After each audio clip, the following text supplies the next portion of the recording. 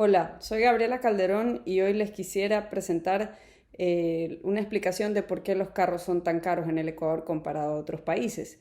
Recientemente publiqué un artículo titulado Pague 2, lleve uno, porque aquí pusimos al revés la estrategia de marketing de Pague uno, lleve 2. Aquí se paga aproximadamente el doble del valor de un auto en otro mercado, pero solo nos llevamos uno. Y la diferencia en gran medida tiene que ver con el pago de impuestos y otras cargas regulatorias.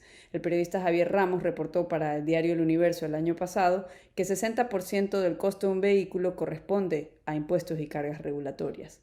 Él puso dos ejemplos. Por ejemplo, el caso de un vehículo cuyo valor en el puerto era de $6.799, se le terminan sumando en el impuesto de la salida de divisas un 5%, el arancel de 40%, la contribución obligatoria al Fondo para la Infancia de 0,5%, $3.094. Aparte hay que sumarle el impuesto a los consumos especiales de 5% en el caso de este auto, pero puede llegar hasta 35% en el caso de otros autos, y el IVA de 12%, todo lo cual le suma todavía otros $1.806.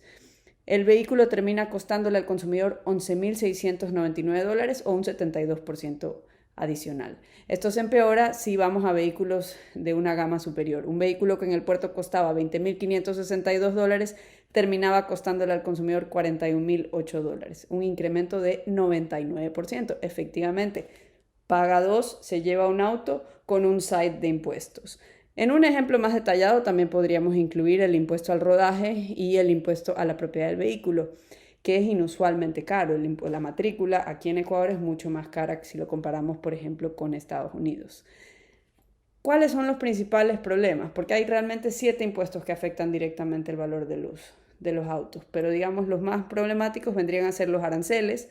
El arancel efectivo en Ecuador es muy superior al de otros países en la región, viene a ser de entre 4,5% para camiones hasta 28% para automóviles, mientras que en Chile, Colombia y Perú no superaba el 4% en 2019. El otro problema mayor vendría a ser el ICE, que puede llegar hasta un 35%. Daniel Wiener, el gerente general de Indusur, ha estimado que por cada dólar de utilidad bruta generada para su empresa, el Estado obtiene ingresos por 2,8 o hasta 3,3 dólares. De esa utilidad neta, que se le tiene que restar pues, los gastos operativos, a la utilidad bruta hay que restarle los gastos operativos, financieros y administrativos, las empresas automotrices luego deben tributar el impuesto sobre la renta en un 25% y el reparto de utilidades entre sus empleados de un 15%. Conclusión, tienes que cubrir tus gastos y después de eso entregar 40% entre el Estado y los empleados. Y una vez hecho esto, los dueños, accionistas de estas empresas tienen que volver a tributar como personas naturales su impuesto sobre la renta. Y decía el señor Wiener, esta es una cadena de cobros que nunca termina. Esta es la manera en que se afecta a aquellos que son actores en esta industria, pero los principales afectados son los consumidores ecuatorianos, cuyo bienestar se ve mermado al estar sujetos a opciones más limitadas a un costo superior. Realmente eso es algo que no beneficia a nadie.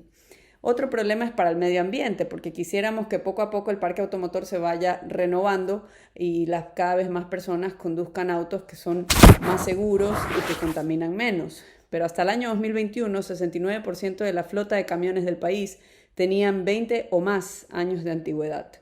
Pero afortunadamente entró en efecto el Acuerdo de Libre Comercio con la Unión Europea en 2017 y desde ese entonces hemos tenido algo de alivio por esa ventanita, y los vehículos provenientes de la Unión Europea que tenían un costo promedio en el año 2016 de $50.000, para 2020 habíamos visto caer su costo promedio a $33.000. Esto es por la caída de los aranceles implícitos en ese acuerdo de libre comercio.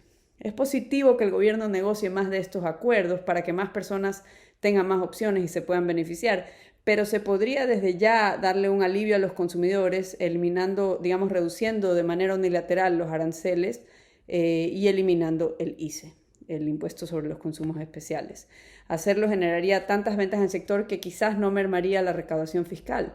Notemos que la recaudación por el cobro de aranceles por la venta de autos provenientes de Europa pasó de 21 millones de dólares en 2016 a 40 millones de dólares en el año 2020.